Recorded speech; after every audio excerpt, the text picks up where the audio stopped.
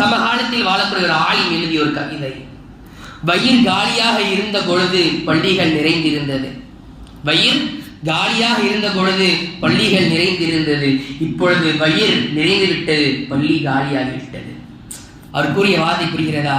வயிறுகள் காலியாக இருக்கும் பொழுது பள்ளிகள் நிறைந்திருந்தது, ஆனால் வயிறு நிறைந்து விட்டது, பள்ளி காலியாகிவிட்டது. ரமலானுக்கு முடிவுண்டு, அல்லாஹ்வுடைய ரஹ்மத்துக்கு முடிவில்லை. அவர் கூறிய வார்த்தை நன்றாக கவனிக்க வேண்டும்.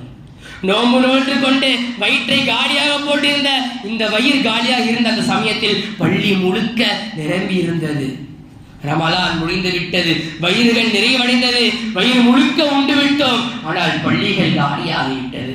ரமலானில் மட்டும்தான் அல்லாஹ் ரஹ்மத் வரும் என்று மனிதர்கள் எண்ண வேண்டாம். ரமலானுக்கு முடிவுண்டு, ஆனால் அல்லாஹ்வுடைய ரஹ்மத்துக்கு முடிவில்லை. ஆக வல்லோனாய் அல்லாஹ் நம் எல்லோரும் அவனுடைய ரஹ்மத்தை பெறக்கூடிய மக்களாக, நல்ல அடியார்களாக,